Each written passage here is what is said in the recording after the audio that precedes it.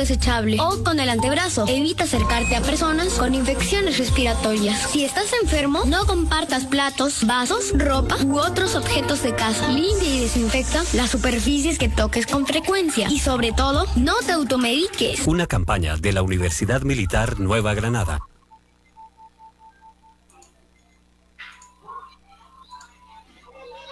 La militar soy yo. Ven y estudia Administración de Empresas. Planea, dirige y controla para alcanzar metas organizacionales. Inscripciones abiertas en www.umng.edu.co. Universidad Militar Nueva Granada. La U, acreditada para todos. Vigilada Mineducación. Como beneficiario de ingreso solidario recibirás el apoyo tengas o no una cuenta en el sistema financiero. Aquí te explicamos cómo recibir el beneficio. Primero, con tu número de cédula, revisa en ingresosolidario.dnp.gov.co si eres o no beneficiario. Segundo, si ya tienes una cuenta, serás notificado por la entidad financiera a través de mensaje de texto cuando recibas el dinero en ella. Tercero, si no tienes una cuenta, recibirás un mensaje de texto con indicaciones de la entidad financiera encargada de entregarte el dinero para abrirla. En las 24 horas siguientes a la apertura de la cuenta recibirás el dinero. Si tienes un celular básico, podrás abrirla y manejarla sin necesidad de tener datos. Si tienes un celular inteligente, baja la aplicación de tu entidad financiera desde la tienda de descargas del celular. Así como tú estás seguro en tu casa, tu dinero está seguro en tu cuenta. Hola Juan, tantos años sin verte. ¿Aún trabajas con tu familia? No, estudié Relaciones Internacionales y Estudios Políticos en la Militar. Y ahora trabajo como asesor en una ONG. Pero yo siempre te veía trabajando. Pues es que estudié a distancia. Es muy cómodo. Manejas tus propios horarios, es más barato y mientras lo hice pude seguir trabajando. Además, la Militar también ofrece administración, contabilidad. Estudia a distancia en la Universidad Militar. Inscripciones abiertas. Desde la Universidad Militar Nueva Granada, en Bogotá, Colombia, transmite UMNG Radio. UMNG Radio. Una emisora alternativa, cultural e independiente. Desde la Universidad Militar Nueva Granada. Esta es UMNG Radio.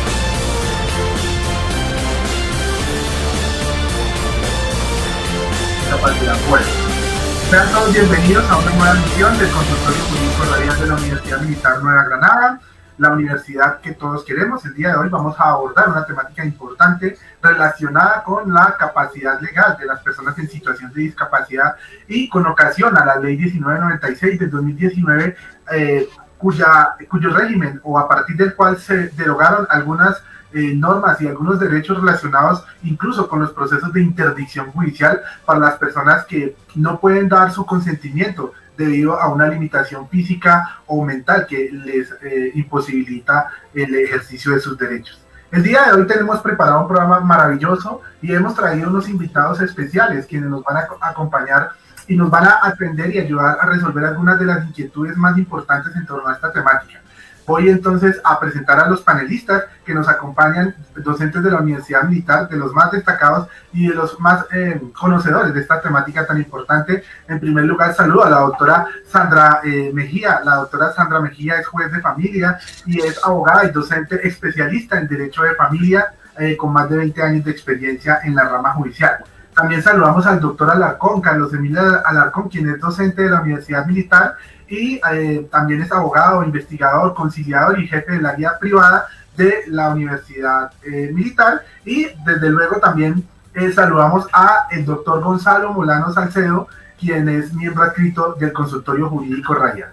Vamos entonces a empezar este maravilloso programa con las inquietudes que recogimos de los sondeos internos que se hicieron en el consultorio, no sin antes recordarle a nuestra amable audiencia que pueden contactarnos y enviarnos sus casos a través del código QR que ustedes están viendo en la parte inferior de sus pantallas en esta retransmisión que hacemos por Facebook, para que puedan descargar mediante la aplicación de QR el formulario a efectos de que presenten sus consultas y nos las remitan directamente al consultorio jurídico. Recuerden que este es un servicio del Sistema de Defensoría Pública Nacional, a la cual pertenecen tanto los consultorios jurídicos de las universidades como la Defensoría del Pueblo.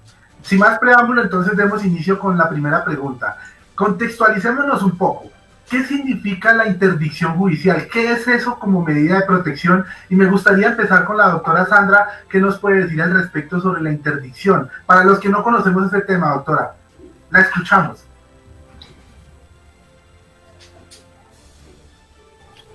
Doctor Rosenberg, muchísimas gracias. Sea lo primero establecer que la interdicción es un mecanismo de protección que se ha establecido a través de los tiempos para salvaguardar los derechos de las personas que se han considerado como personas de discapacidad frente a las tomas de decisiones que ellos puedan tener en algún momento determinado. ¿Para qué? Para darles un apoyo, un proyecto, para nombrarles un curador que pueda tomar con la ley anterior, la ley 1306, un curador que decida por ellas frente a las decisiones que deban ser tomadas. Actualmente, con la ley 1996, la situación ha cambiado rotundamente.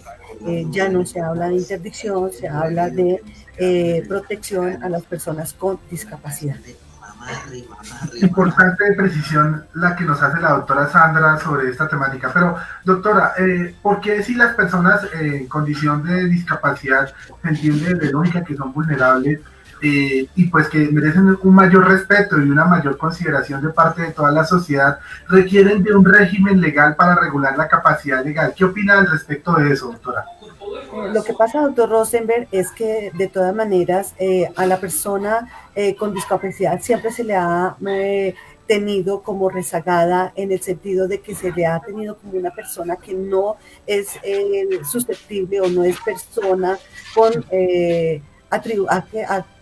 atribuciones jurídicas, como por ejemplo el tener el goce, la protección de la ley frente a las obligaciones, para poder contraer obligaciones y derechos que la ley establece a todas las personas.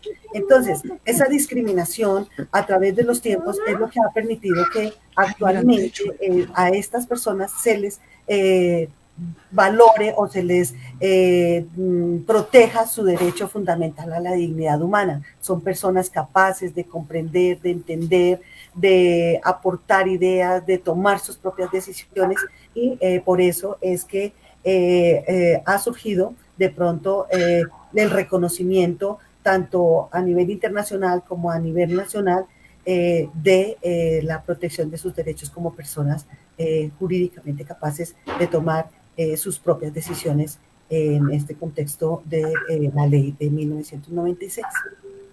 Gracias, doctora. Importante su intervención. Doctora Alarcón, le traslado la misma pregunta. ¿Por qué existe un régimen de capacidad legal para personas en condición o en situación de discapacidad? Y me gustaría de pronto también que nos metiéramos un poco al debate sobre por qué la denominación personas en situación de discapacidad o en condición de discapacidad. ¿Hay alguna barrera que genere alguna dificultad o discusión o limitación del hecho de utilizar estos términos, doctora? Doctora Alarcón, lo escuchamos. Muchísimas gracias, doctor Rosenberg. Un cordial saludo a todos mis compañeros integrantes de este programa que hoy nos acompañan. Y pues desde el área de Derecho Privado del Consultorio Jurídico, pues un cordial saludo a nuestro director y a todos nuestra audiencia. Yo sí tengo que hacer unas precisiones, porque es que acá, más que hablar de una ley, más que hablar de una serie de artículos y reglamentos, yo sí creo que hay que contextualizarnos mejor, porque en lo personal yo soy un acérrimo defensor de los derechos de las personas con discapacidad. Y tenemos que empezar por cambiar, como decía el doctor Rosenberg, el lenguaje. No es correcto decir personas en situación de discapacidad, ni mucho menos es correcto decir personas en condición de discapacidad. Vamos a hablar de personas con discapacidad simplemente, que incluso en varias reuniones en las que yo estuve, que fueron las generadoras de esta ley que hoy nos ocupa, yo considero que inclusive no se hablara de discapacidad. Yo siempre hablo es de personas con competencias diversas, porque independientemente todas las personas tienen de alguna manera unas potencialidades para poder asumir su capacidad legal. Entonces contextualicémonos. Nosotros sabemos que en el año 2006 la ONU y los Estados miembros, los Estados partes, expidieron la convención, 13 de diciembre, la Convención de Derechos de las Personas con Discapacidad. Y en el artículo 12 de la Convención establece y reconoce la igualdad como de las personas ante la ley. ¿Qué significa que las personas sean iguales ante la ley? Pues que los Estados partes reafirmen que las personas con discapacidad tienen derecho en todas partes al reconocimiento de su personalidad jurídica. Lo que pasa es que aquí, históricamente, desde nuestro Código Civil, se cometió un error, digamos, de carácter legal, en donde se confundió la capacidad legal con la discapacidad. Y desde ese punto de vista, pues se han venido dando esos errores conceptuales que terminaron incluso aclimatando y reglamentando el famoso proceso de interdicción judicial, que a mi juicio era la principal forma de violarle los derechos a una persona con discapacidad, porque la interdicción, y como lo he hecho en otros escenarios, es una manera de anular a una persona con discapacidad para que otra persona piense por ella. Obviamente por muchos motivos y muchas razones, porque este es un tema también de carácter sociológico. Fíjese que la discapacidad en el mundo, y así para contextualizarlos, ha pasado por 3 modelos. Inicialmente se habló de un modelo de prescindencia en donde la persona con discapacidad no tenía cabida en la sociedad, incluso había que desaparecerlo porque no estaba con la capacidad de interactuar con las personas que sí estaban muy bien desde todo punto de vista. Posteriormente se consideró la discapacidad ya no como un castigo divino, sino que se concibió la discapacidad fue como una enfermedad en donde quien tiene la última palabra es el médico. Tanto es así que en la ley 1306 todavía existía la posibilidad de que para uno presentar una demanda de interdicción le trajera un concepto del médico, que era el dueño y señor, y era el que podía decir si una persona tenía la capacidad o no para poder tomar decisiones. En ese sentido, entonces, pues todavía en nuestro medio encontramos muchos que aplican el modelo de prescindencia, otros que aplican el modelo de médico rehabilitador. Cuando ven a una persona con discapacidad casi siempre le dicen, ay, es que está enfermito. Eso es una manera de discriminar. Entonces aquí lo que nosotros hemos propuesto es que haya inclusión, y una manera de hacer la inclusión es ponernos a tono con la Convención de Derechos de las Personas con Discapacidad. Acordémonos que la Convención de Derechos de las Personas con Discapacidad fue ratificada por el Congreso colombiano a través de la Ley 1346 del 2009. Luego, si fue ratificada, pues hace parte del bloque de constitucionalidad. Obviamente que los que se oponen pues presentaron demandas de inconstitucionalidad, y pues vamos a ver qué resuelve la Corte, porque la Corte ha entendido el mensaje de la Convención, y pues no podemos pensar que la ley la vayan a declarar inconstitucional por X u otros aspectos, porque era para ponernos a tono precisamente con la Convención. Entonces, en ese orden de ideas fue que aparece la ley 1996 como una manera de ponernos a tono con la Convención de Derechos de las Personas con Discapacidad, y por eso establece con claridad que es una norma a través de la cual se establece el régimen para el ejercicio de la capacidad legal de las personas con discapacidad mayores de edad.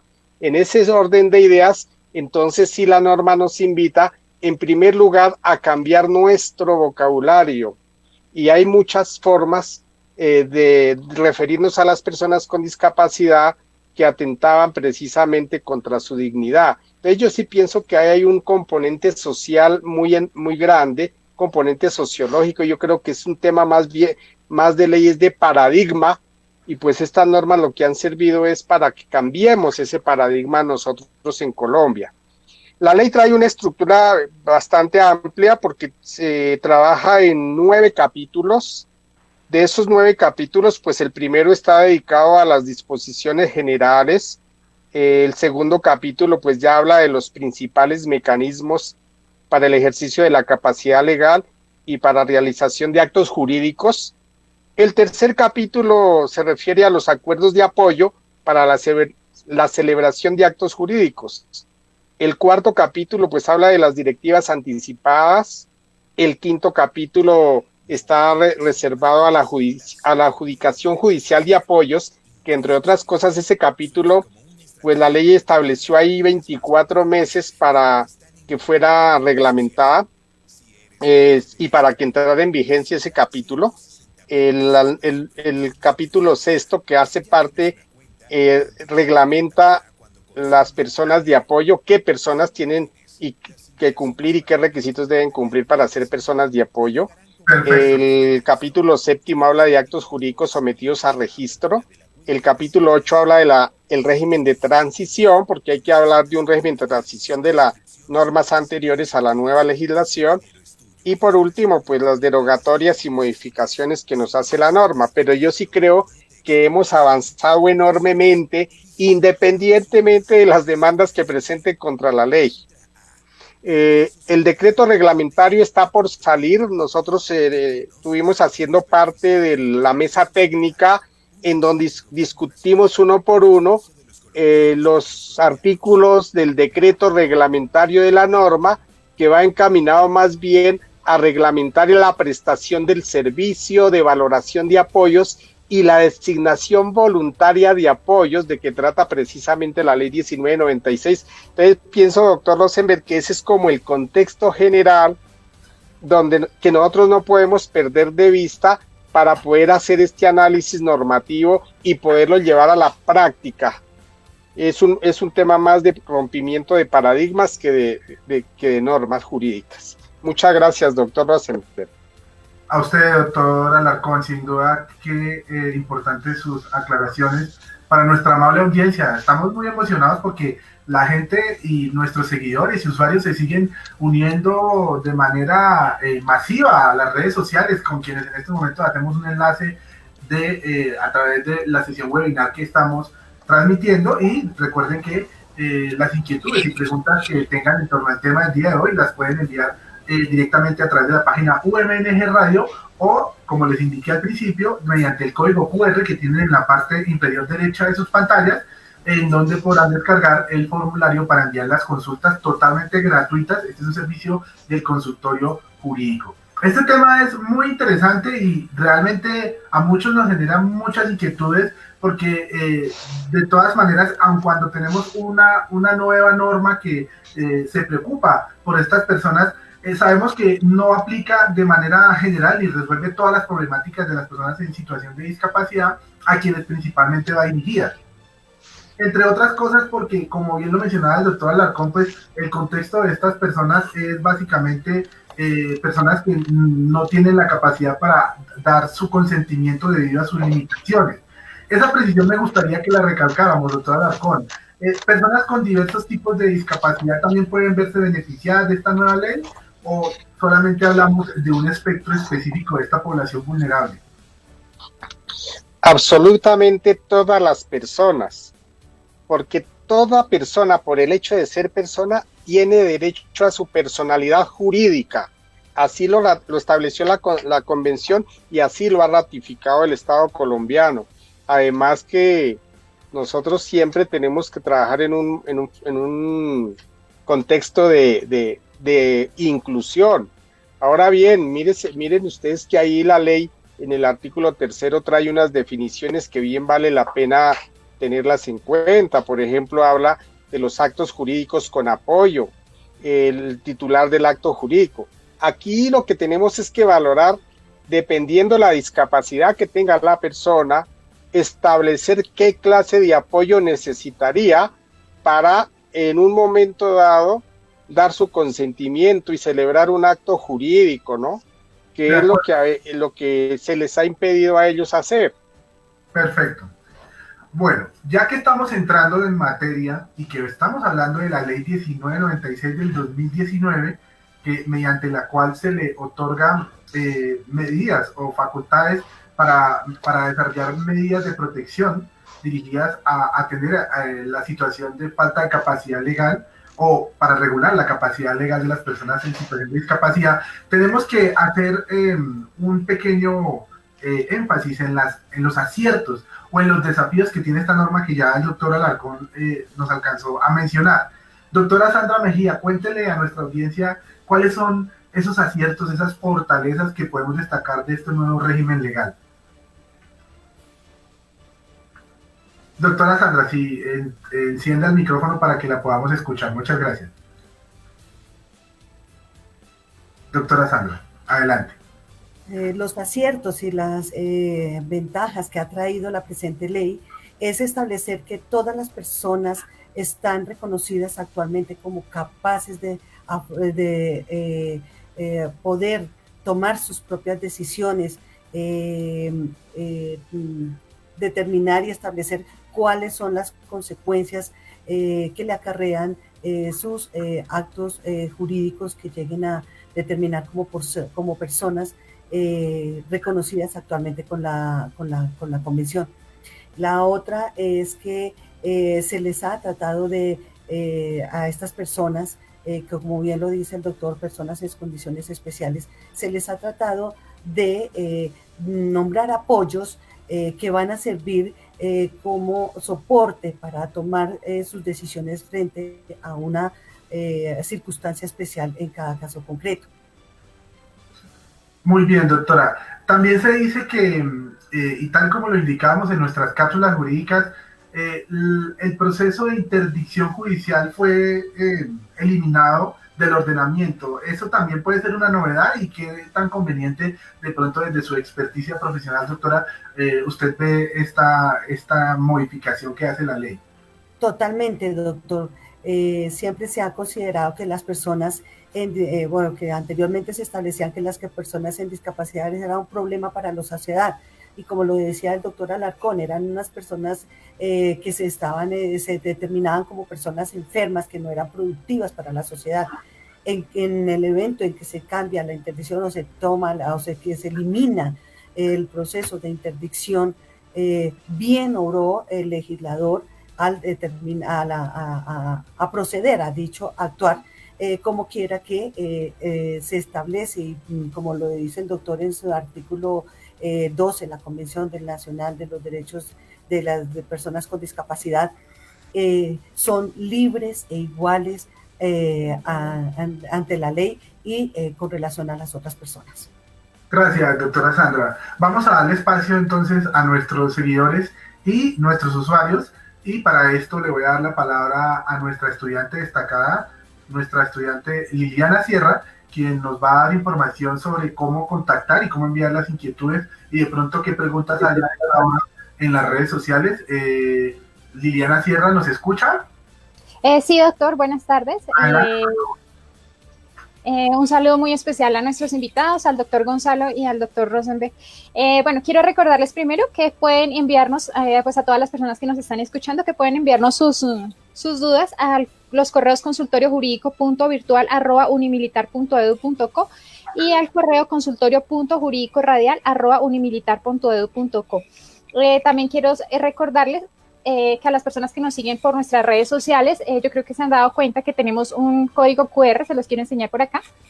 Entonces, pues muchas personas tienen dudas con respecto a cómo acceder al código QR. Entonces, lo que aconsejamos es que con otro celular escaneen el código o que lo vean desde un computador y con su celular lo puedan escanear. Ahí directamente les va a abrir el formulario de Google y pueden enviar sus consultas.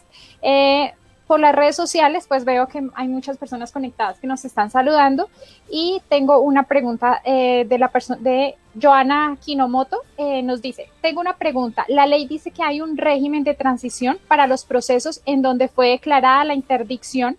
Los jueces ya se encuentran realizando todos los trámites tendientes para darle nuevamente las capacidades y facultades legales para poder actuar por ellos mismos, más aún sobre sus bienes. Gracias, Liliana. Pues vamos a trasladarle esta inquietud a alguno de nuestros panelistas que quiera atender la inquietud de nuestros usuarios. No sé si el doctor Alarcón nos pudiera ayudar con esta inquietud.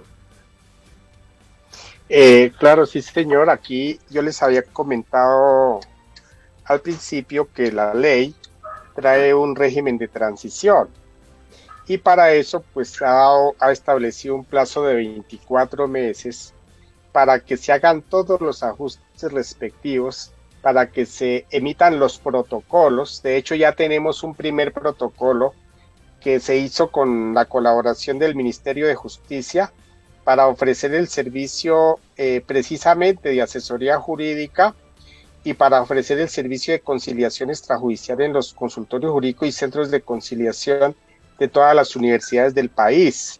Ahora, estos procesos de interdicción pues quedaron ya prohibidos a partir de la ley. Eso significa que los procesos en donde ya se había decretado la interdicción, los juzgados o los jueces mejor tendrán que volver a revisarlos y valorar para poder determinar si se requiere o no se requiere un apoyo conforme a la reglamentación que se haga, porque recordemos que por allí el artículo 9 de la ley trae los mecanismos para establecer apoyos para la realización de actos jurídicos. Y hay dos clases de mecanismos, diría yo. Uno es a través de la celebración de un acuerdo de apoyos entre las personas titular del acto jurídico y las personas naturales mayores de edad o personas jurídicas que prestan apoyo en la celebración del mismo. Y el otro mecanismo es a través de un proceso de jurisdicción voluntaria o verbal sumario, según sea el caso, para la designación de apoyos denominado proceso de adjudicación judicial de apoyos, así se denomina actualmente, y ya pues la doctora nos hará un poco más a fondo cómo se piensan trabajar esos temas mientras sale la reglamentación. Yo creo que el decreto reglamentario lo vamos a tener por ahí en más o menos en unos 2 o 3 meses, porque ya quedó aprobado por la mesa técnica. Tenemos también pues otras actividades en función precisamente de capacitar a los jueces y a los notarios y por supuesto a los conciliadores. Ese trabajo de capacitación se hizo con la ESAP y yo creo que en agosto empiezan esas capacitaciones, y una vez capacitados los jueces y conciliadores y notarios, ahí sí entrará en rigor pleno el capítulo 5 de la ley. Eso es lo que yo le puedo adelantar, doctor Rosenberg. No sé si la doctora ya que me acompaña, la doctora Sandra, tenga alguna otra precisión al respecto. Muy amable por sus precisiones. Seguimos entonces desarrollando esta temática que que se trata del día de hoy, relacionada con las personas en situación de discapacidad y el nuevo régimen legal para la protección de este tipo de población vulnerable. Vamos a darle también espacio en unos segundos a nuestros mensajes institucionales, no sin antes reiterarles a nuestra amable audiencia que todos los martes desde la 1 de la tarde podrán sintonizarnos a través de las redes sociales, Facebook y a través de Twitter, y también nos podrán escribir, como lo mencionaba ahorita Liliana, por medio del correo electrónico de la Universidad Militar, consultorio jurídico.virtual@unimilitar.edu.com. Vamos a unos pequeños mensajes institucionales, culminando este primer bloque sobre la temática del día de hoy, y regresamos con otras preguntas que ya nos están enviando nuestros usuarios y más inquietudes sobre este tema tan interesante. Entonces vamos a un espacio publicitario y ya regresamos. ¿Te gusta el emprendimiento? ¿Ser agente de cambio? ¿Proyectarte a trabajar y gestionar acciones en empresas a nivel nacional o internacional? En la Universidad Militar Nueva Granada, en su campus Nueva Granada en Cajicá, te podemos guiar. Estudia Administración de Empresas, Contaduría Pública, Economía o la tecnología en Contabilidad y Tributaria. Inscríbete en www.umng.edu.co. Universidad Militar Nueva Granada, la universidad que todos queremos.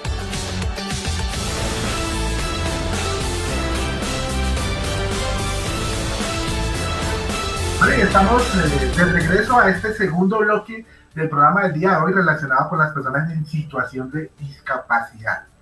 El Consultorio Jurídico Radial de la Universidad Militar Nueva Granada está transmitiendo a través de las redes sociales y se está enlazando por todos los medios masivos de comunicación, incluyendo Zoom, el canal Zoom TV, mediante el cual también pueden hacerle seguimiento a esta emisión el día de hoy. Y bueno, también te dejamos dentro de la memoria archivística e histórica la grabación de estas emisiones en la página de UMNG Radio, los que quieran profundizar o consultar más sobre esta temática que sin duda alguna pues tiene una relevancia a nivel nacional y social.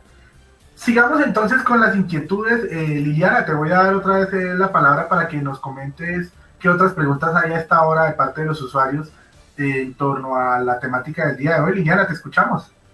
Muchas gracias, doctor. Nos pregunta la señora Nuri de Cortés.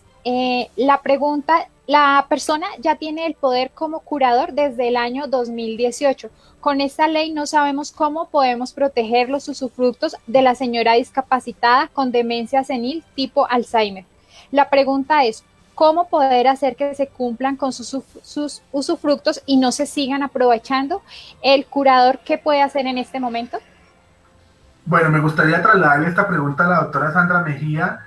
¿Qué opina sobre la pregunta de nuestro usuario? ¿Qué le podemos decir con respecto a los bienes y el usufructo y el curador? Bueno, hay que tener en cuenta primero que como existe una ley, una sentencia, bajo la ley anterior, ella en estos momentos se encuentra produciendo todos sus efectos jurídicos, es decir, el curador tiene la obligación de velar por los intereses de la persona que en su momento se declaró en interdicción. Nótese cómo existe todavía el proceso de remoción de guardador en caso de que no esté cumpliendo debidamente con los usufructos que en un momento determinado el interdicto o la persona con discapacidad tiene derecho. Con posterioridad, en el momento en que se entren a regir completamente la ley, cuando ya estén debidamente todos los decretos reglamentarios establecidos al respecto, el juez, aún de oficio, en este caso los jueces de ejecución de sentencia, que son los que tienen dicha función, deberán revisar y citar nuevamente a las partes para determinar si ese apoyo debe continuar a futuro o lo debe modificar según las pruebas que se lleguen a aportar dentro del mismo proceso. Entonces, en ese orden de ideas, la sentencia sigue su curso, el curador nombrado debe dar cumplimiento, debe rendir sus cuentas, mientras que de oficio los jueces empiezan a revisar cuando entre en vigencia en su totalidad la ley, deben revisar las condiciones nuevas que se presentaron para determinar si esa persona requiere un nuevo apoyo o si esa persona puede ser susceptible de cambiarle su apoyo judicialmente. Gracias, doctora Sandra. A propósito de los apoyos, nos gustaría que nos hablara un poquito sobre eso. ¿Qué son esos apoyos? ¿En qué consisten? ¿Todas las personas en situación de discapacidad mayores de edad requieren de esos apoyos de los que hace referencia la ley 1996? Hay que tener en claro que el apoyo no consiste en tomar decisiones por otra persona. Consiste en acompañar, explicar un tema de manera distinta para que la persona con discapacidad o en condiciones especiales pueda entender el concepto del acto jurídico que se pretenda. por ejemplo, utilizando charlas, utilizando dibujos, utilizando juegos, otro tipo de actividades, dependiendo el caso concreto. Todas las personas con o sin discapacidad buscamos en algún momento de nuestras vidas apoyos de las familiares, apoyos de especialistas, apoyos de personas que dominan determinado momento. Por ejemplo, yo requiero un apoyo para que mi familia me acepte o que me ayude a respaldar una deuda, o yo entrar a hipotecar mi casa. Todas estas apoyos se les tiene que explicar a la persona en determinado momento en qué consiste. Si yo quiero comprar un inmueble, ¿sí? Si yo quiero comprar un inmueble, yo tengo que solicitar el apoyo de personas que realmente me van a decir en qué consiste, cuáles son mis obligaciones de ahí en adelante, cómo pagar de pronto los impuestos, todos estos eventos en los cuales se va a desarrollar la venta de ese mencionado inmueble. De todas maneras, no podemos hablar de unos apoyos determinados o de darles una connotación específica. Se habla entonces de apoyos formales y se habla de apoyos informales. Los apoyos formales son aquellos que se requieren un acto una actuación ante una notaría, ante un juzgado, por ejemplo, como les decía anteriormente, la compraventa de un inmueble, o actuar ante un juzgado, como por ejemplo la participación de una herencia que me pueda corresponder. En ese orden de ideas, esos son apoyos formales. Los apoyos informales que yo requiero y que se pueden hacer entre las partes, como lo decía el doctor Carlos Emilio, en forma voluntaria entre la persona que le requiere del apoyo, como la persona que va a apoyar a esa persona, se pueden reunir y determinar cosas más bien como especiales. Por ejemplo, el hecho de que yo quiera comprarme un vestido, el hecho de que yo quiera coger un bus, ir al trabajo sin necesidad de que me estén de todas maneras controlando o apoyando o acompañando directamente hasta allá. Eso se llaman apoyos informales. Gracias. Sí, continúe, doctora. Los apoyos, las consecuencias de los apoyos es para que la persona tenga una ayuda frente a las determinaciones de adquirir los apoyos, ¿sí? No es tomar la decisión por ella, no es influenciar en esa persona sobre lo que tiene que hacer o no hacer, es tratar de decirle, conozca cuáles son las consecuencias, cuáles son los beneficios para que usted tome voluntariamente su decisión. Hay personas que realmente en estos momentos, o que no pueden por su discapacidad o por su condición especial, no pueden darse a entender por escrito, no pueden darse a entender por alguna seña, pero hay que revisar la forma en la que la persona históricamente ha atravesado a través del tiempo. Es decir, cuáles son sus gustos, cuáles son sus formas de pensar, qué le gustaría a esa persona, porque en muchas oportunidades, los que van a tomar de pronto la decisión, teniendo en cuenta esos antecedentes, son los familiares de esas personas. Muchas gracias, doctora Sandra. Importante las precisiones que usted nos hace en torno a la temática del día de hoy sobre las personas en situación de discapacidad y este régimen que esperamos les beneficie en sus decisiones, en sus preferencias, en sus actos con carácter jurídico.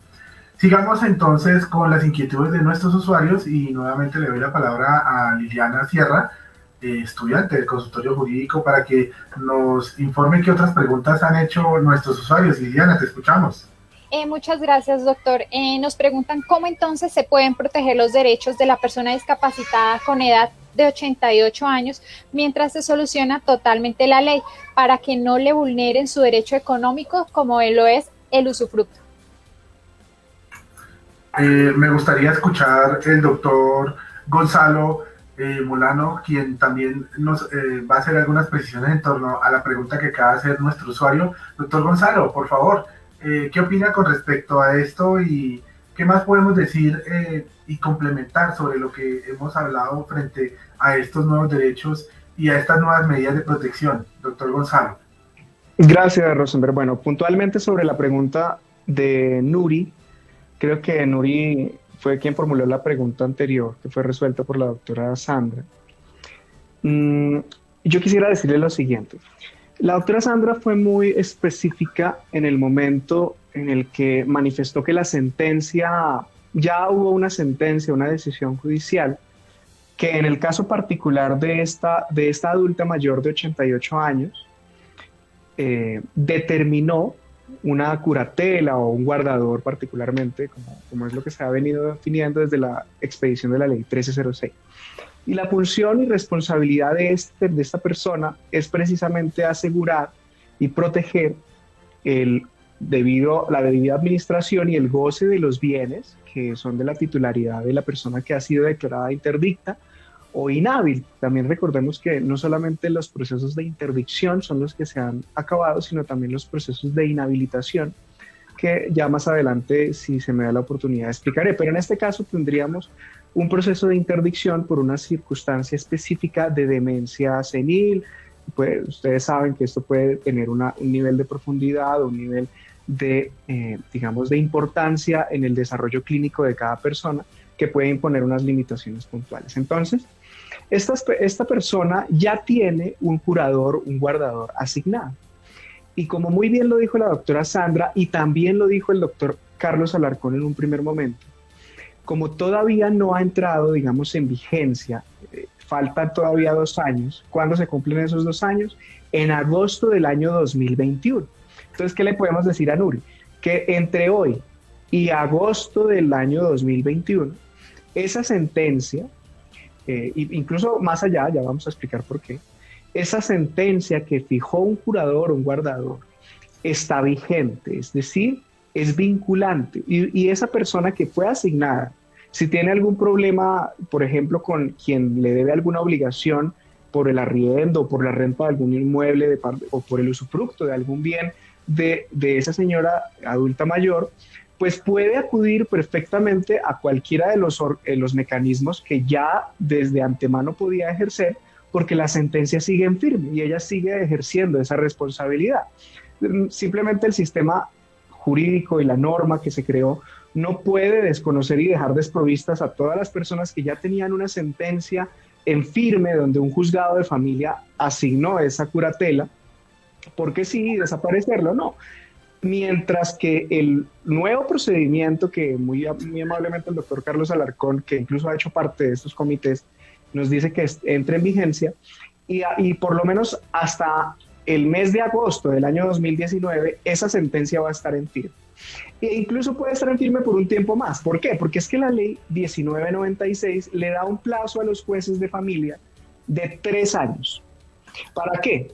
Para, como muy bien lo decía el doctor Alarcón, para revisar si es conveniente continuar con ese apoyo, que en el caso puntual, pues yo me atrevería a decir que es muy posible que así sea, que continúe ya bajo la modalidad no de un guardador, sino de un apoyo formal, para que le ayude con la administración. Pero en el entretanto, si tiene algún conflicto con la persona que tiene en arriendo el inmueble o los bienes de la propiedad de esa persona que está interdicta, puede ese guardador, ese curador, seguir ejerciendo los mismos mecanismos sin ningún problema, porque aún no hay un nuevo procedimiento. Lo que dijo la ley es que se suspenden los procesos que estaban en curso, pero los que ya tenían sentencia en firme siguen con esas reglas y siguen con lo que la sentencia ordenó hasta tanto el juzgado lo revise, y eso solo se dará hasta a partir de agosto del año 2021. Eso puntualmente, Rosenberg. Gracias, doctor Gonzalo. Me gustaría trasladarle la siguiente pregunta al doctor Alarcón y con ocasión a lo que mencionaba el doctor Gonzalo. Digamos, para aclararle a nuestra audiencia, ¿qué podemos esperar de esta reglamentación de la ley 1996 del 2019? Ya sabemos que se han puntualizado algunos aspectos en torno a la vigencia de esta ley y algunos términos para su aplicabilidad total, Pero, ¿qué podemos esperar frente a esta reglamentación? ¿En qué se va a enfocar, doctor Alarcón? ¿Qué nos puede decir frente a eso? Sí, señor, muchas gracias. Sí, eso hace referencia especialmente al artículo 13 de la norma y con relación a los acuerdos de apoyo que las personas con discapacidad pueden celebrar para realizar determinado acto jurídico. Y esos acuerdos los puede celebrar a través de una notaría por escritura pública o los puede celebrar a través de un acta de conciliación en un centro de conciliación. En ese orden de ideas, el decreto lo que viene reglamentando es dos aspectos.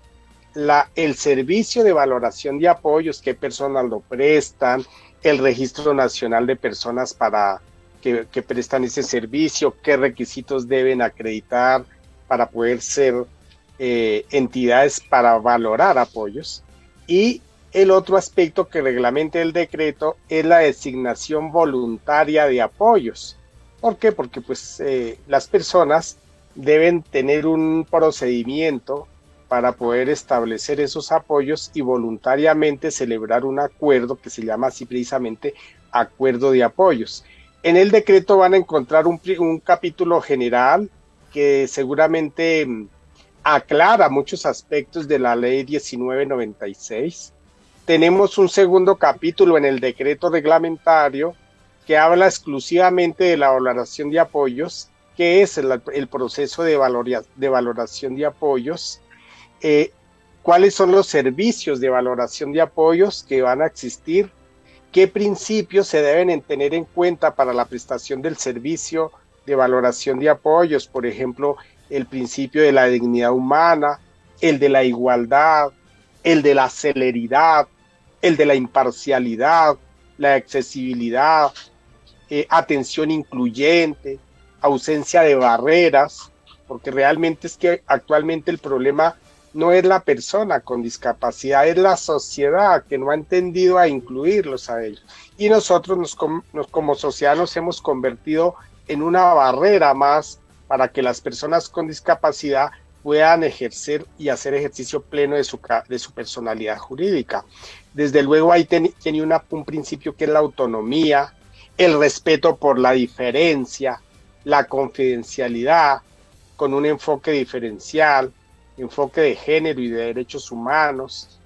En ese orden de ideas, pues, se plantea en el decreto también qué personas pueden ser o qué entidades serían las que presten esos servicios de valoración de apoyos y qué requisitos deben acreditar para poder ser valoradores de apoyos y el procedimiento para el registro de las entidades prestadoras del servicio de valoración de apoyos, cómo deben prestar el servicio, ante quiénes pueden prestar el servicio, a dónde puede uno ir a acudir y cómo hacerlo para que ellos valoren qué clase de apoyo es el que va a necesitar la persona para celebrar determinado acto jurídico, porque como decía la doctora Sandrita, no todos los actos jurídicos pues necesitan un procedimiento para tomar una decisión de la persona, porque son actos jurídicos que tienen alguna relevancia jurídica, ¿no? Porque hay decisiones que la persona puede tomar y que no implican necesariamente unos efectos jurídicos frente a su decisión, ¿no? Por ejemplo, salir de la casa, entrar, etcétera. Pero ya a la hora de celebrar una compraventa, por ejemplo, de su inmueble, pues la cosa cambia.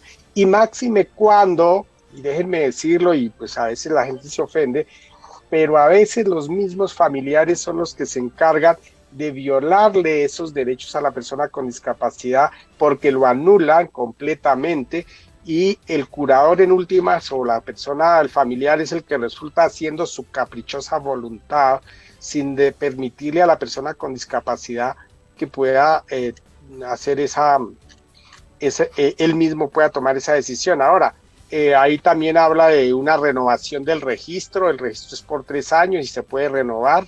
Las obligaciones que tendrían las entidades prestadoras de los servicios de valoración de apoyos. Luego viene un capítulo muy importante en el decreto que es cómo suscribir acuerdos de apoyo ante centros de conciliación y notarios. Aquí hubo una discusión enorme cuando en la mesa técnica, porque pues los notarios, ellos siempre dicen que todo está reglamentado y que el derecho notarial y bueno, en fin, pero logramos ponernos de acuerdo y conciliar unas diferencias que parecían irreconciliables y afortunadamente en el decreto pues se establecieron unas obligaciones de los centros de conciliación y los notarios para ofrecer ese servicio, unas obligaciones de los centros de los conciliadores extrajudiciales en derecho y los notarios, y se estableció el procedimiento, cómo sería el trámite para la suscripción de un acuerdo de apoyos ante un notario y cómo sería el trámite para la suscripción de acuerdos de apoyos ante un centro de conciliación. Fueron los principales temas que allí se reglamentaron en el decreto. Y obviamente pues se estableció ahí un régimen tarifario porque pues es un acto sin cuantía y ese tema pues tendría que también el decreto entrar a reglamentarlo, ¿no? Y con unas disposiciones finales. Más o menos esa es la estructura del decreto que estamos por conocer en estos días. Doctor Rose. Gracias, doctor Alarcón. Estamos todos muy atentos entonces a que entre en vigencia el decreto reglamentario de la ley 1996 de 2019.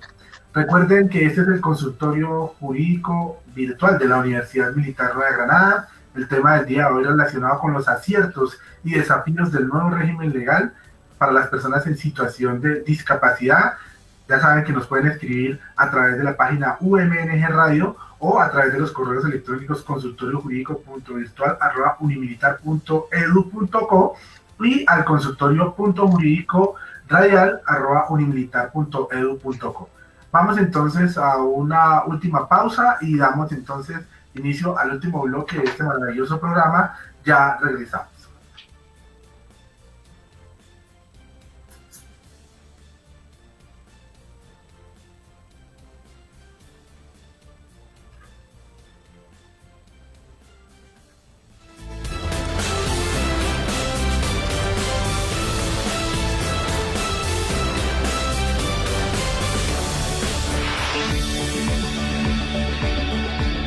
¿Te gusta el emprendimiento? ¿Ser agente de cambio? ¿Proyectarte a trabajar y gestionar acciones en empresas a nivel nacional o internacional? En la Universidad Militar Nueva Granada, en su campus Nueva Granada en Cajicá, te podemos guiar. Estudia Administración de Empresas, Contaduría Pública, Economía o la tecnología en Contabilidad y Tributaria. Inscríbete en www.umng.edu.co. Universidad Militar Nueva Granada, la universidad que todos queremos. Desde la Universidad Militar Nueva Granada, en Bogotá, Colombia, transmite UMNG Radio. UMNG Radio. Una emisora alternativa, cultural e independiente. Desde la Universidad Militar Nueva Granada. Esta es UMNG Radio.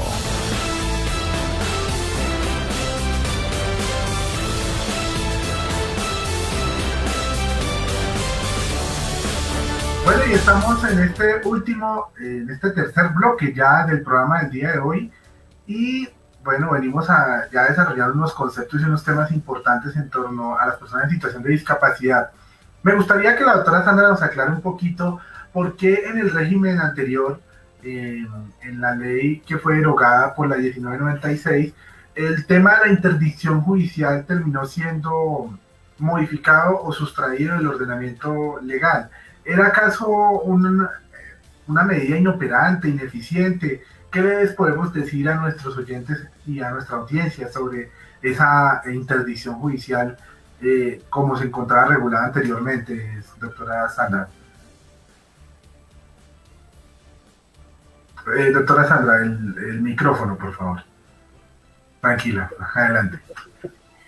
Bueno, la interdicción podría decirse que era ineficiente o inoperante porque abiertamente desconocía la dignidad humana de la persona con discapacidad y consideraba legítimo, como lo decía anteriormente, manifestar que eran personas consideradas anormales o inútiles, lo que generó que a través de la historia que la sociedad los rechazara y los aislara de la vida en comunidad. Y en muchas oportunidades las personas designadas como curadores de las personas también con discapacidad en su momento, bajo la figura de la interdicción judicial, del amparo de un proceso ante un juez tramitado legalmente, los curadores de las personas tomaban sus decisiones sin tener en cuenta las preferencias, las opiniones de esas personas con discapacidad o en condiciones especiales.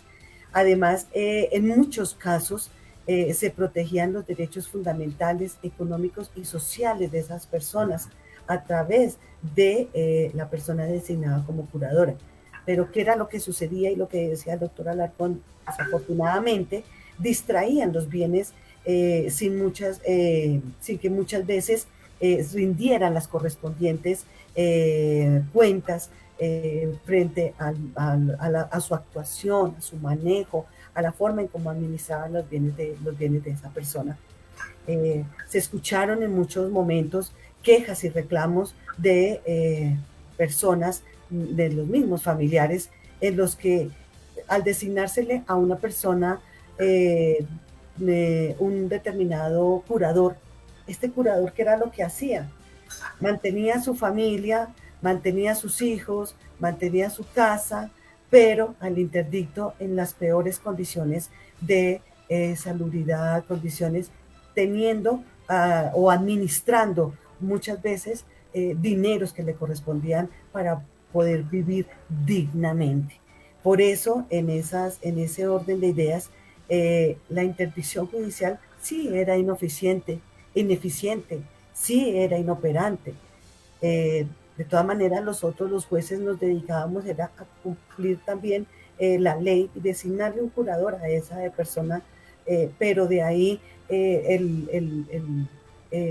muchas veces se quedaban callados y no ejercían ningún derecho ni se establecía que dentro del año siguiente deberíamos haber dicho, bueno, ¿qué pasó con este proceso? ¿Cómo vamos a hacer el seguimiento de ese proceso y de esa persona? ¿Está cumpliendo o no está cumpliendo con sus campos? Muchas veces de pronto la ley cayó en inoperancia. En estos momentos, muchas gracias, doctora Sandra, en estos momentos hay personas, hay familias que pasan por el drama de una situación de tener un familiar a su cargo y bajo su responsabilidad y su protección, y en ocasiones se da que la decisión de la tutela, de la protección de esa persona en situación de discapacidad recae en un familiar cercano.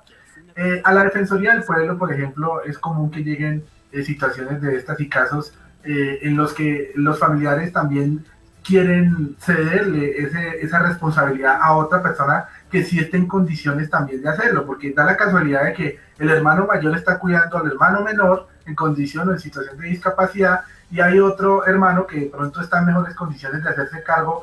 En ese caso, doctora Sandra, ¿usted qué nos puede decir o qué les puede decir a nuestros oyentes sobre esa situación en particular?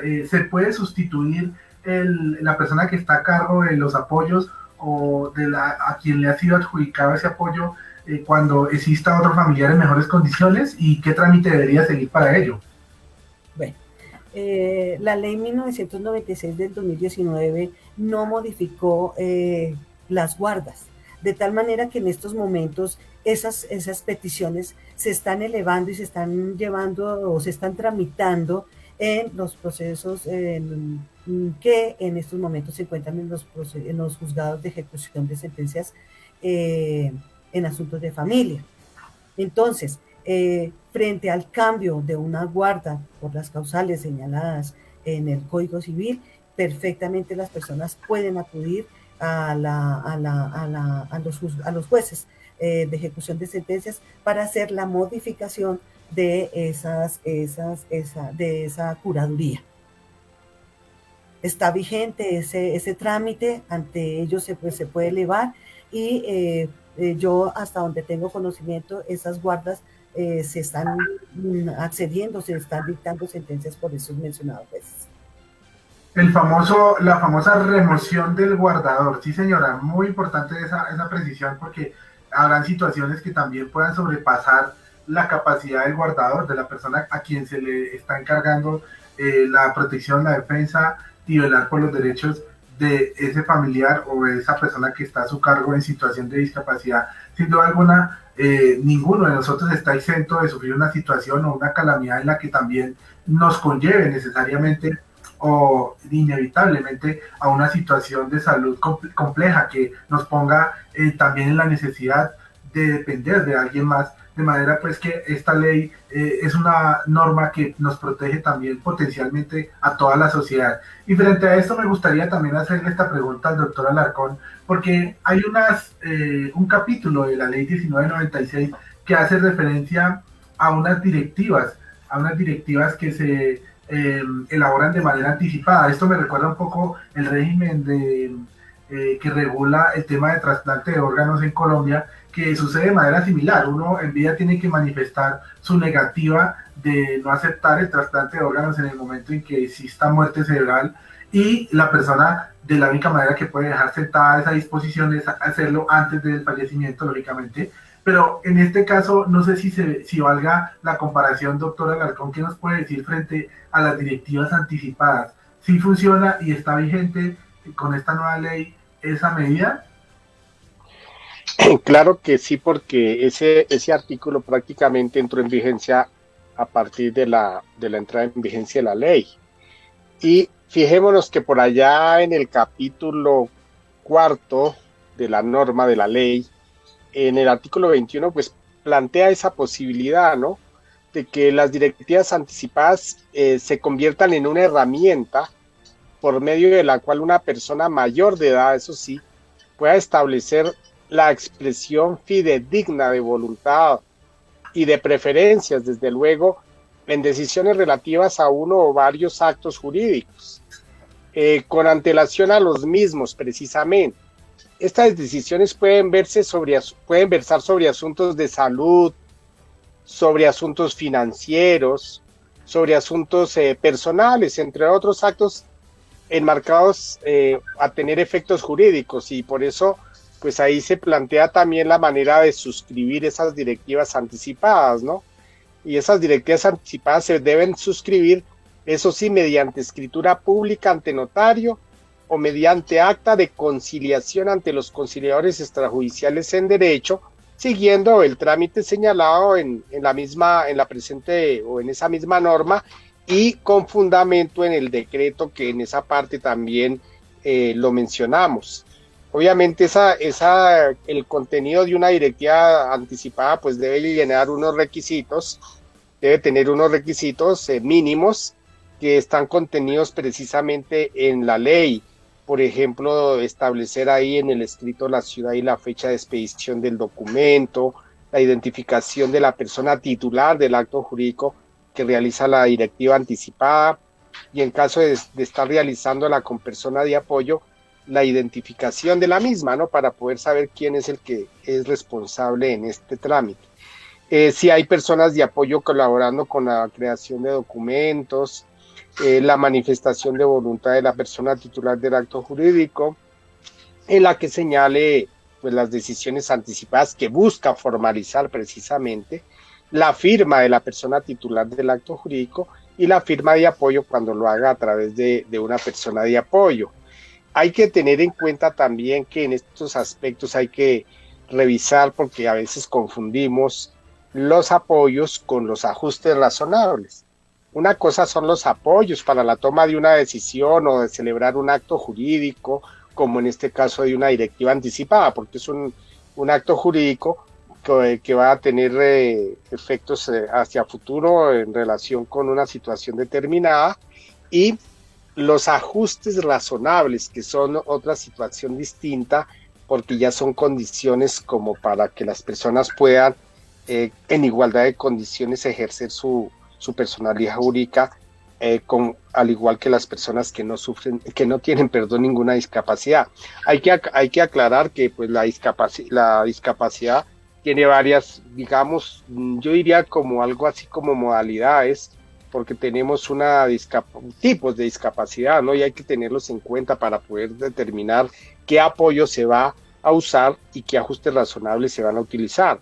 Acordémonos que tenemos discapacidad física, discapacidad sensorial, discapacidad intelectual, discapacidad psicosocial, hay una que es muy poco conocida, que es la discapacidad visceral, y por supuesto la discapacidad múltiple, que es cuando varias discapacidades se asocian, ¿no? Y entonces, pues en ese orden de ideas, dependiendo el querer y la autonomía de la voluntad de la persona con discapacidad, pues hay que proporcionarle los medios para que pueda hacer ejercicio de esa personalidad, y a veces solamente se necesitan esos ajustes razonables. Por ejemplo, si una persona quiere ir a hacer una consulta al consultorio jurídico, por decir algo, y que tiene una discapacidad motora porque pues está en una silla de ruedas, pues que pueda acceder, al igual que cualquier persona, hasta el consultorio, a las instalaciones, sin pedirle ayuda a nadie. Eso sería lo ideal, pero a veces encontramos con barreras arquitectónicas, esas son las que hay que derribar. Pero pienso yo que la barrera más tremenda que debemos derribar nosotros hoy en día es la barrera actitudinal, porque es frente a las personas que no la tienen con respecto a las que sí la tienen. Fíjense, por ejemplo, las personas que son ciegas, que sufren una discapacidad visual, uno a veces se encuentra, bueno, hay ciertos ajustes razonables, por ejemplo, andenes que tienen una línea con punticos en el andén para que la persona se pueda guiar, pero uno va, yo mismo me he puesto a ver y encuentra que esta línea a veces está interrumpida por una caseta de dulces, por un poste de la luz, o sea, pareciera que en ese diseño universal no tuvieron en cuenta las necesidades de ese tipo de personas. Entonces, pues eso también hace un poco difícil que ellos puedan hacer su voluntad. Pero aquí lo que ya en concreto, terminando de responder su pregunta, pues es que la persona pueda prever una situación futura y pueda dar sus instrucciones de cómo actuar frente a esa situación, ¿no? Dios no lo quiera, uno llega a caer en una circunstancia, por ejemplo, de estado de coma producto de un accidente, pues que haya podido hacer una directiva anticipada y que tenga efectos jurídicos posteriores a ese hecho, ¿no? Que le impide, pues, manifestar su voluntad válidamente. Eso sería, doctor Rosenberg. Muy amable, doctor Alarcón, como siempre, tan diáfanas sus intervenciones, y esta vez con relación a las directivas anticipadas. Pero sigamos hablando un poco de la capacidad legal. ¿Por qué esta ley está dirigida a las personas mayores de edad? ¿Y por qué es importante el ejercicio de la capacidad legal solamente a ellas y por qué no a los menores de edad? Puede parecer muy obvio para nosotros los que estamos en el gremio o en el ámbito del derecho, pero aclarémosle un poco eso, doctor Gonzalo. ¿Nos puede ayudar con esta pregunta, por favor? Claro que sí, Rosenberg. Bueno, la respuesta inicial es fácil. Primero que nada, la ley 1306 pues se mantiene vigente en lo que se refiere a la regulación de los menores de edad, de las personas que son menores de 18 años. Y lo que se derogó, lo que se planteó y fue reemplazado ahora por la ley 1996, es lo que se refiere a las personas mayores de edad con discapacidad. Entonces, el régimen de la capacidad, de las limitaciones a la capacidad para las personas menores de edad, pues se mantiene sin modificaciones alguna, precisamente porque no es objeto de la ley. Ahora, el tema ya con el que abrimos este último bloque al que usted se refiere de la capacidad y por qué es importante el tema de la capacidad legal, yo quiero tratar de ser muy resumido en este sentido. Lo primero es que la capacidad legal hace parte de un derecho fundamental, hace parte de la manera en la que yo me expreso y yo ejerzo mi personalidad jurídica. Sí, mi personalidad jurídica es un derecho fundamental, al igual que la capacidad. Pero las personas que por fortuna tenemos y contamos con todos nuestros medios sensoriales, lo que decía, por ejemplo, ahora el doctor Carlos Alarcón, de esa clasificación en diferentes discapacidades de orden físico, sensorial, cognitivo. Las personas que no tenemos ningún tipo de limitación en ese sentido puntual, pues solemos ser indiferentes ante la importancia de un derecho que ya tenemos por el solo hecho de nacer, lo que se llama derechos innatos, derechos humanos innatos. Y uno de ellos, les doy un ejemplo, la libertad. ¿Sí? Estamos en plena cuarentena y entonces la gente ya está frustrada y desesperada porque no puede salir de Bogotá, no puede hacer sus planes de fin de semana o no puede recuperar su cotidianidad. Y entonces esto es frustrante, pero no es una frustración cualquiera, es una frustración que está causando problemas psicológicos, que está generando violencia, que está generando una serie de afectaciones sociales, familiares, individuales. Ahora hablemos de la capacidad legal. Es decir, la posibilidad que una persona tiene para ir y comprar el día de mañana, si quiere comprar un carro, comprar una casa, casarse, es decir, establecer una relación con la mujer o el hombre que ama, ¿sí? O la persona que sea que ame.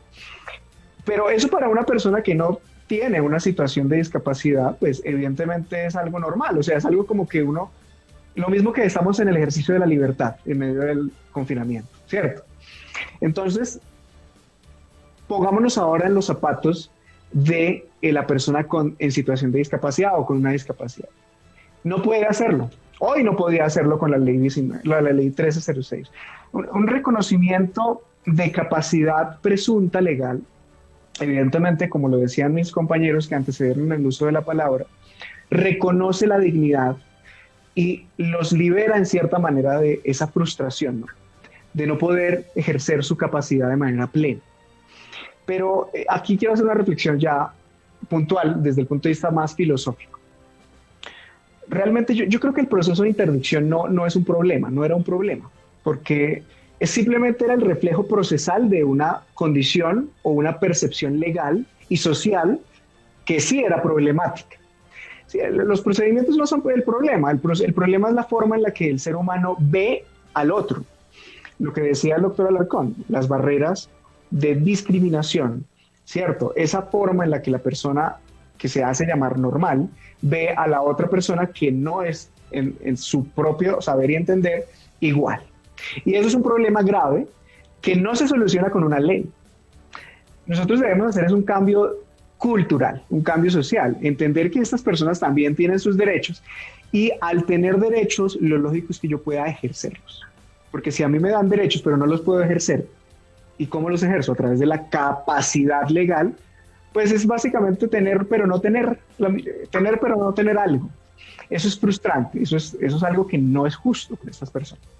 Pero mire que a mí realmente me preocupa un tema, o sea, yo celebro la promulgación de esta ley, pero yo quedo con muchas preocupaciones, porque la sociedad colombiana asume la responsabilidad al presumir la capacidad de personas que pueden llegar a necesitar un apoyo, pero que en este momento se presumen ser capaces, pero que por la mala fe de terceras personas, incluso de familiares, de seres, entre comillas, queridos, que son cercanos, pero que de pronto están detrás de intereses económicos, puedan ir y convencer o trastornar la voluntad de esta persona en situación o con esta persona con discapacidad para llevar a manifestar su voluntad en una manera en la que no es.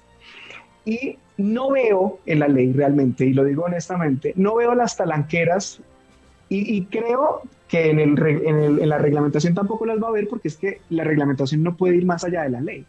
Porque si lo hace, pues sería nulo el decreto por inconstitucionalidad. Acuérdense de eso. El decreto no puede ir más allá de la ley. Sí puede desarrollarla, pero sobre las bases que la ley le da. Y entonces yo les doy solo un ejemplo. El artículo 16 de la ley dice que los notarios deberán entrevistar a la persona titular del acto jurídico, o sea, la persona que, por ejemplo, va a celebrar un acuerdo de apoyo para nombrar a un apoyo. Deberá, previo a la suscripción del acuerdo, el notario reunirse con la persona, es decir, con la persona que tiene esa discapacidad, para asegurarse y verificar que el contenido del acuerdo se ajuste a su voluntad, a sus preferencias y a la ley. Entonces yo digo acá, ¿el notario tiene esas capacidades? La ley le da herramientas al ministerio para que reglamente y le dé esas capacidades a través de un equipo interdisciplinario, o más bien será que si un notario responsable decide más bien es contratar ese equipo que le implica costos, que le implica un desgaste, pero que la ley no se lo está dando y el Estado tampoco. Pero ¿y qué pasa? ¿Dónde me dejan ustedes el notario irresponsable? El notario que simplemente dice, no, pues es que eso no es problema mío, yo digo, yo verifiqué, yo le hice unas preguntas a la persona y ya para mí eso fue suficiente. ¿Y qué me dicen del segundo inciso? Del tercer inciso. Es obligación del notario garantizar la disponibilidad de los ajustes razonables para estas personas. ¿Quién es el notario para definir qué ajustes razonables se deben garantizar y cuáles no? ¿Sí? Ahí hay unas dudas que a mí me preocupan en lo personal mucho en la ejecución de esta norma, porque nosotros podemos como sociedad, y es que debemos, estamos en la obligación como sociedad, de garantizar el ejercicio de la capacidad legal con los apoyos y ajustes razonables que se requieran por parte de la población con discapacidad. Y estamos asumiendo una responsabilidad al hacerlo porque el que pueda hacer más en la sociedad tiene la obligación de suplir aquellas cosas en las que los otros ciudadanos o miembros, en este caso personas con discapacidad, no pueden. Pero yo aquí por ningún lado estoy viendo una manera concreta de garantizar ese ejercicio de la capacidad legal protegiendo a estas personas, protegiendo a estos ciudadanos. A mí me preocupa mucho ese aspecto y bueno, lo dejo ahí para continuar. Muchas gracias. No, importante y muy acertadas y pertinentes esas reflexiones con ocasión a la temática que estamos abordando frente a los desafíos que esta nueva ley conlleva para este espectro de la población tan importante y que sin duda pues es vulnerable. Doctora Sandra, con ocasión de lo que nos menciona también el doctor Gonzalo, me gustaría preguntarle lo siguiente. En el materia probatoria, ¿qué podemos decir? ¿Cómo se puede acreditar y demostrar que una persona, en principio, digamos, cumple el perfil de ser una, digamos, beneficiaria de estos apoyos? Pero ¿cómo se prueba? ¿Se requiere un certificado? ¿Se requiere de algún dictamen médico? ¿Qué podemos decirle a nuestros usuarios frente a la prueba que se requiere para demostrar la condición o la situación de discapacidad? Doctora Sandra. Bueno. Sea lo pertinente establecer que actualmente, y como lo decíamos anteriormente, en los apoyos transitorios que se vienen realizando por parte de los juzgados, los jueces, como valor probatorio en estos momentos, tenemos los dictámenes que se han presentado en las historias clínicas que se han presentado por parte de las mismas y que se han aportado al proceso. Eso nos ha permitido establecer de todas maneras que procura de proteger a esas personas en condiciones especiales. Hemos tenido valor probatorio con esos dictámenes que nos presentan las partes. La otra es los testigos, o sea, se requieren de los testigos para determinar cuáles son las condiciones, quién es la persona de pronto más allegada, quién sabe más de la persona en condiciones especiales, cuáles son sus gustos, y de esta manera se han podido determinar a través de autos interlocutorios un apoyo judicial para esas personas actualmente. En lo que pues llevamos en este espacio de tiempo, que no han sido muchas las solicitudes que se han presentado con todos los requisitos establecidos por la ley 1996 del 2009, pero a algunas personas se les ha logrado realizar o se les ha podido dar un apoyo transitorio para algunos casos especiales, como por ejemplo hacer los trámites de la pensión, así tal cual lo establece la ley 1996 en casos especiales.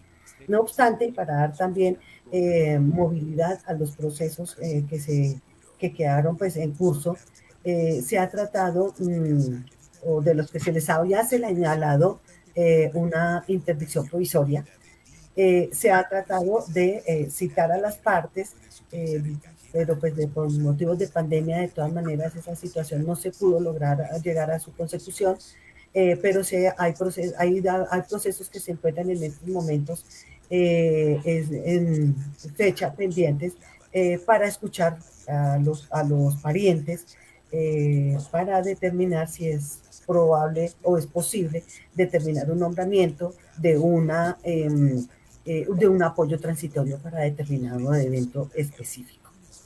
Gracias, doctora Sandra.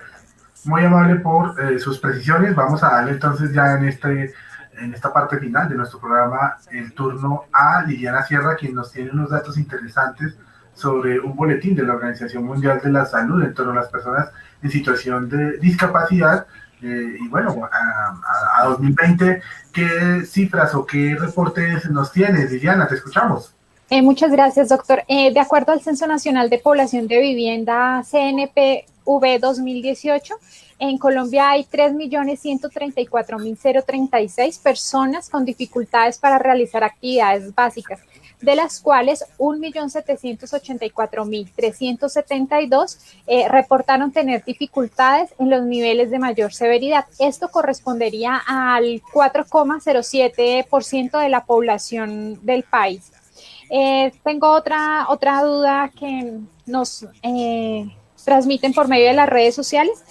Yo sé que de este tema se ha hablado un poquito, pero yo pienso que como para puntualizar de pronto, para volver a aclararle a las personas que no pues como que no han tenido un concepto más, digamos, más claro o más corto sobre el tema. Nos pregunta el señor Gabriel Hernández. Me pregunto qué va a pasar cuando entre en plena vigencia la ley con los apoyos transitorios adjudicados. Gracias. Gracias, Liliana. Importante entonces esos datos. Me gustaría que cerráramos ya en esta última fase con la intervención del doctor Alarcón en torno a la inquietud, digamos, más importante y con ocasión también a lo que plantea el doctor Hernández, bueno, nuestro usuario que nos hace también la pregunta, frente a los derechos, las medidas y los mecanismos entonces, en resumen, que disponen las personas en situación de discapacidad con ocasión a este nuevo régimen. En conclusión, ¿cuáles son esas medidas de protección y qué otros mecanismos también de orden constitucional se puede o podrían acudir estas personas en el evento en que se les vean vulnerados sus derechos, bien sea por el abuso de un notario, bien sea por el abuso de un familiar o incluso en una circunstancia de abandono? Doctor Alarcón, lo escuchamos. Muchas gracias, doctor Rosenberg. Claro que sí. Pues no es que qué va a pasar, ya pasó. Y ya pasó porque nos están por lo menos poniendo a hablar de estos temas. Y eso es muy bueno. Eso es muy bueno, porque ya por lo menos la gente tomó conciencia de que ya no vamos a hablar de interdicción. Ahora ya la gente habla de apoyos. ¡Qué maravilla! Ahora la gente habla de ajustes razonables. Eso no había pasado. Entonces yo sí celebro mucho, independientemente de lo que pueda pasar desde el punto de vista legal. Pero lo que yo sí trato de resaltar es que nosotros tenemos que de alguna u otra manera en Colombia ir aclimatando el modelo social de la discapacidad y acabar con el modelo médico rehabilitador y el modelo de prescindencia que tanto daño le hicieron a estas personas con discapacidad. Entonces, en ese orden de ideas, pues aquí se habla es de salvaguardas. ¿Y qué son las salvaguardas entonces? Pues son todas aquellas medidas adecuadas y efectivas relativas al ejercicio de la capacidad legal usadas para impedir abusos precisamente y garantizar la primacía de la voluntad y preferencias de las personas, de la persona titular del acto jurídico, de conformidad desde luego con el derecho internacional en materia de derechos humanos. Todas estas deberán regirse por criterios establecidos también en la misma norma y en la convención. Y pues por supuesto que así como cada uno de nosotros tenemos derecho a equivocarnos y a hacer malos negocios, y no es porque tengamos una discapacidad, sino porque tenemos derecho al ejercicio de nuestra personalidad, pues ellos también tienen derecho a equivocarse, así como nosotros nos equivocamos, ¿no? Entonces, no ha generado mucho revuelo, pero realmente los que deberían y tienen derecho a hablar, y así lo hemos visto en las personas que a mí me han acompañado, que son personas, ahorita estamos trabajando con un proyecto para las personas con autismo, directamente con la Liga Colombiana de Autismo, acerca precisamente de cómo implementar hacer más expedito este camino legal. Pues todas las personas con discapacidad son sujetos de derechos y obligaciones. Eso es lo que tenemos que entender. Y que como ellos son sujetos de derechos y obligaciones, pues pues tienen capacidad legal en igualdad de condiciones, sin distinción de ninguna naturaleza, independientemente de si usan o no usan un apoyo para la realización de actos jurídicos. Eso es muy importante, porque si una persona de ellas se les está vulnerando cualquier derecho fundamental, pues como cualquier otra persona tiene derecho a ir y presentar una acción de tutela, como así, y como ha ocurrido, fíjese que sin que estas leyes estuvieran vigentes, y ha habido mucha jurisprudencia de la Corte Constitucional a modo de precedente judicial, acerca de las mujeres con discapacidad psicosocial, que los familiares o incluso personas profesionales las sometían a un proceso de esterilización que para que no tuvieran hijos, sin contar con la voluntad de esta persona. Mire cómo le violaban ellos directamente esos derechos a estas personas, y entonces ahí es cuando se requiere una acción de tutela, acciones populares y todos los mecanismos de defensa de los derechos que la Constitución trae, el derecho de petición, las medidas de protección establecidas en la Ley 294 y otras, porque también las personas con discapacidad pueden ser objeto de violencia intrafamiliar, y claro que sí, porque pues los familiares a veces como no tienen en cuenta para nada su voluntad, hacen la voluntad desde la persona que vive con la persona con discapacidad, y eso es lo que no se quiere. Muchas gracias, doctor Gonzalo. Muchas gracias. Doctor Rosenberg, qué pena. No se preocupe, doctor Alarcón, ni más faltaba, todos tenemos derecho a equivocarnos, ni más faltaba, ese es un derecho también fundamental, importantísimo. Con doctor Gonzalo, ya para el cierre, porque ustedes saben que el tiempo en estos medios... Sí, señor. Conclusiones en torno a los procesos de intervención judicial, rápidamente ya para terminar. Yo no estoy de acuerdo con ustedes, yo no creo que equivocarse sea un derecho, a mí me perdonan. Yo concuerdo en el 99%, como siempre, con el doctor Alarcón, pero tengo que decir algo. Yo creo que equivocarse no es un derecho, estoy seguro de ello. El derecho es a decidir. Cuando yo decido, yo puedo tener como consecuencia una equivocación como un acierto. Los dos. Pero es una consecuencia. ¿De qué? Del derecho a decidir. Equivocarse no es un derecho. Y no podemos partir y defender algo sobre la base de darle el derecho a alguien a equivocarse. Más si tenemos en cuenta que esa persona podría, por su situación, necesitar de un apoyo competente y debidamente nombrado para evitar que se equivoque, o más bien, para reducir la posibilidad de una equivocación, bien sea propia o inducida por la mala fe de un tercero. Y eso es lo que yo veo con preocupación en la ley. Aquí no podemos hablar del derecho a equivocarse, aquí debemos hablar del derecho a decidir. Y eso es lo que queremos y lo que la ley les ha dado. Y la Convención de Derechos, la Convención Internacional de 2006 de Derechos de Personas con Discapacidad lo dio, y la Constitución lo tiene hoy desde el año 2009. Pero es a decidir, no a equivocarse. Y nuestra responsabilidad como sociedad es disminuir y proteger de que esa posibilidad no sea inmiscuida por acciones fraudulentas o la mala fe de terceras personas. Y créanme que en estos escenarios se presta mucho para esa situación.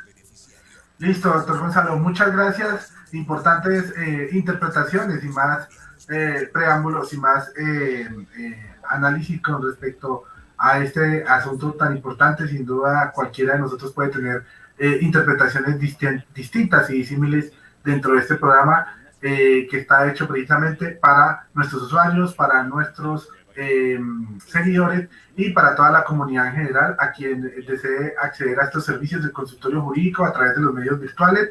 Les agradecemos a todos por su amable audiencia, por su, como siempre, acompañándonos desde la 1 de la tarde todos los días martes a través de UMNG Radio. Muchas gracias, doctora Alarcón, como siempre es un placer tenerlo en nuestro programa. Muchas gracias, doctora Sandra, doctor Gonzalo Molano.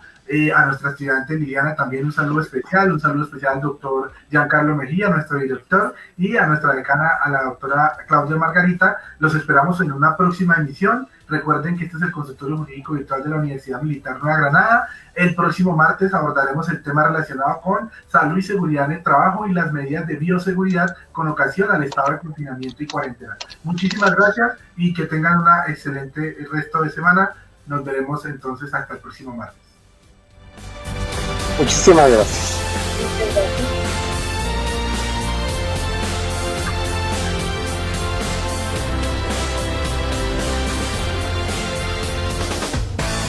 Universidad Militar Nueva Granada, en Bogotá, Colombia. Transmite UMNG Radio. UMNG Radio. Una emisora alternativa, cultural e independiente. Desde la Universidad Militar Nueva Granada. Esta es UMNG Radio.